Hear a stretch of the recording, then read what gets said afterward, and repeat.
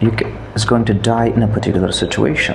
Anyway, ये बता दूं, इसकी बात रोक के, इसको खुद नहीं समझ में आ रहा है ये बोल क्या रहा है। इसीलिए मैंने शुरू में कहा था कि ये मुझे हाई लग रहा है अपनी बॉडी लैंग्वेज से।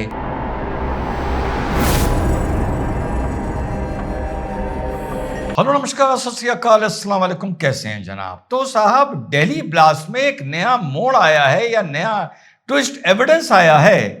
उमर उन नबी जो माना जा रहा है, जिसका डीएनए हो चुका है, जो उस दिन i20 कार चला रहा था, जिस दिन रेड फोर्ट के सामने, लाल किला के सामने एक ब्लास्ट होता है और जिसमें 12-15 लोगों के मरने की खबर है, सैकड़ों लोगों के घायल होने की खबर है। उसके बाद जब जांच एजेंसियां एकदम हरकत में आती हैं तो एक अजीबोगरीब कड़ी जुड़नी शुरू होती है, जिसमें लाइन से सफेद कोट वाले और स्टेथोस्कोप वाले जो गले पर डाल के लोगों का इलाज करते हैं, वो एक सिलसिलेवार तरीके से पकड़े जाते हैं और तार अहमदाबाद से जुड़ते हैं, श्रीनगर से जुड़ते हैं, लखनऊ से जुड़ते हैं, दिल्ली से जुड़ते हैं, फरीदाबाद से जुड़ते हैं, और सब ये साथियों पकड़ धकड़ चल रही है। आप लोग सब अपडेटेड हैं। एक आंकड़ा यह बता रहा है कि लगभग 200 डॉक्टर्स पर निगाह है एनआईए की और अलग अलग तरीके से उन लोगों को इंटरोगेट किया जा रहा है। और आपके भाई ने तभी एक वीडियो बनाया था 440 या 400, तो किसी ने कहा था आप बात को कितना एग्जैजरेट करते हैं या कितना बड़ा चढ़ा के बताते हैं। जब अपनी पर आएगी एनआईए और आखिर में जाके देखना, कम से कम सैकड़ा पार करेगा एनआईए की इन्वेस्टिगेशन में कि कौन लोग इन चीजों में डायरेक्टली या इनडायरेक्टली इन्वॉल्व थे। एक बेचारी डॉक्टर प्रियंका भी फंस गई हैं। डॉक्टर प्रियंका ने पहले बताया गया, नरेटिव सेट करने वालों ने, कि साहब किस तरह से इस ऑपरेशन को फाइनेंस किया था। बाद में जब उसका इंटरोगेशन हुआ तो पता चला क्या दिन आ गए हैं, उससे मदद मांगी गई थी, उसने एक कलीग होते हुए मदद कर दी और वो पैसा इन चीजों में इस्तेमाल किया गया। फिर खैर एक दिन के इंटरोगेशन के बाद या पूछताछ के बाद डॉक्टर प्रियंका को फ्री कर दिया गया है, लेकिन उसका मोबाइल एनआईए के पास है, उसमें उनको उनके इलेक्ट्रॉनिक फुटप्रिंट्स देखने हैं। अब नबी का वीडियो जो आया है, एक तो वो लग रहा है जैसे वो हाई है, समझ रहे हैं ना किस चीज पर हाई है, उसके जो बात करने का तरीका है, और वो ये समझा रहा है कि सुसाइड बॉम्बिंग को जो लोग गलत कहते हैं वो कितने गलत हैं।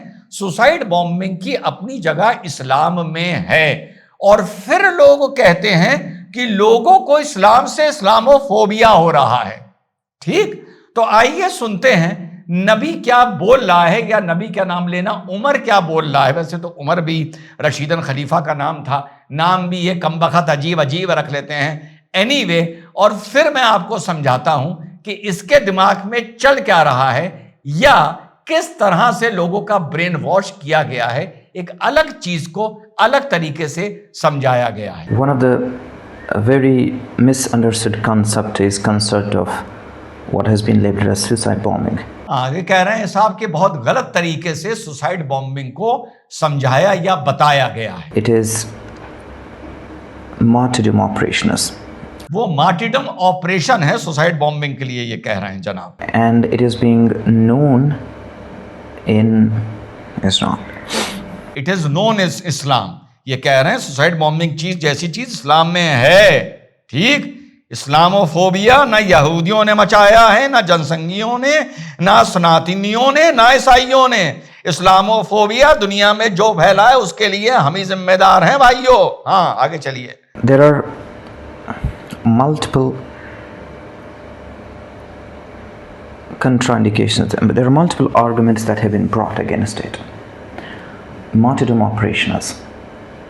When a person presumes that he is going for sure die at a particular place at a particular time,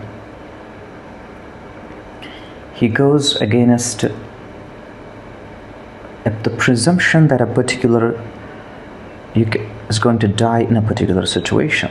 Anyway, ये बता दूं, इसकी बात रोक के, इसको खुद नहीं समझ में आ रहा है ये बोल क्या रहा है। इसीलिए मैंने शुरू में कहा था कि ये मुझे हाई लग रहा है अपनी बॉडी लैंग्वेज से।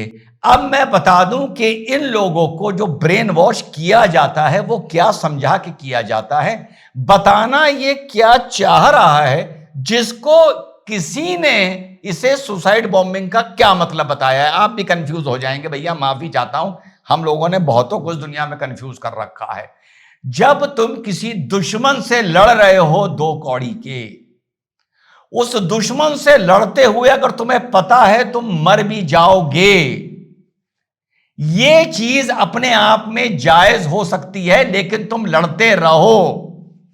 उस मौके पर उस विचारधारा को, जिसको दुनिया में एक तरह से हर जगह एक बहादुरी का नाम दिया गया है, उसको ये बुज़दिल आदमी सुसाइड बॉम्बिंग से जस्टिफाई कर रहा है।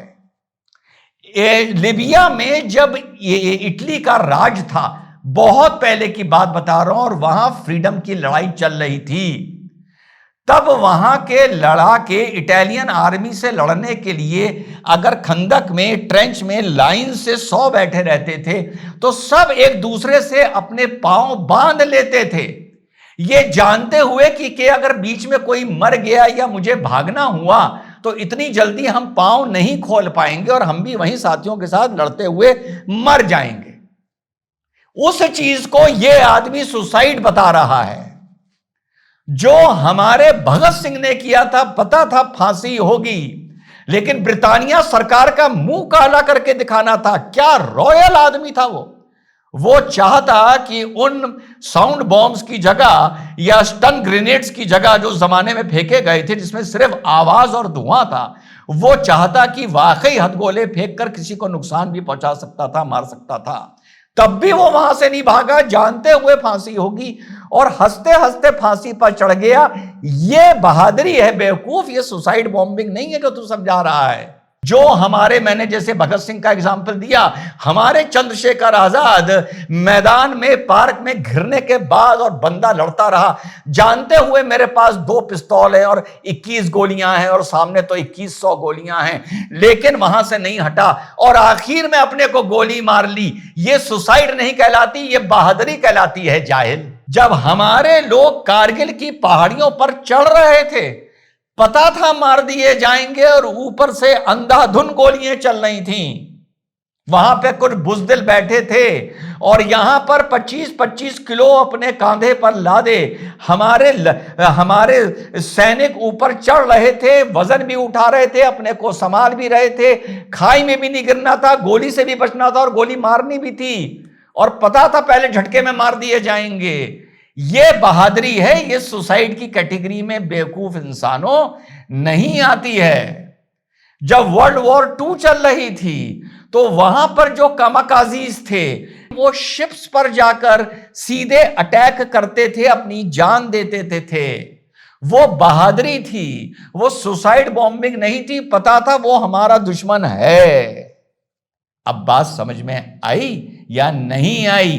जो तूने लाल किला के सामने जाकर वहां पर जो बॉम्ब ब्लास्ट किया है, जो अभी रिपोर्ट्स, उस पर अभी इन्वेस्टिगेशन पूरा होना है, क्या उनको जो इर्द गिर्द तेरे चल रहे थे, तू सबको दुश्मन मानता है अपना?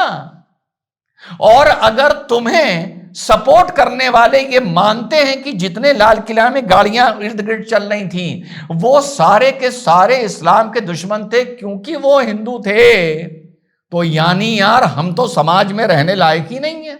और अगर ये मान लो कुछ हिंदू नहीं थे, 3-4 मुसलमान भी उसमें थे, मान लो, तो उनको भी तूने मारा।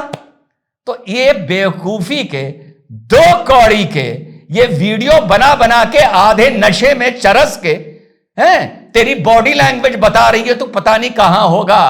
ठीक, तो ये बातें कर करके इस दुनिया में और देश में इस्लाम के प्रति ये 2 कौड़ी के, फूटी कौड़ी के लोग इस्लाम के प्रति सिर्फ नफरत पैदा कर रहे हैं, और मुसलमान को ये बात समझ में नहीं आ रही है, और वो इनको कहीं ना कहीं हीरो या नायक मानकर अपने बैठा है।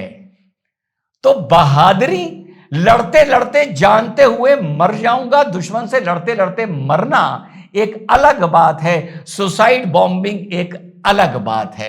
लेकिन वही बात शक्ल पे भी जहालत है, जबकि डॉक्टर है, बात में भी नशा है। क्या इन लोगों से उम्मीद करो। जय हिंद, वंदे मातरम, खुदा हाफिज।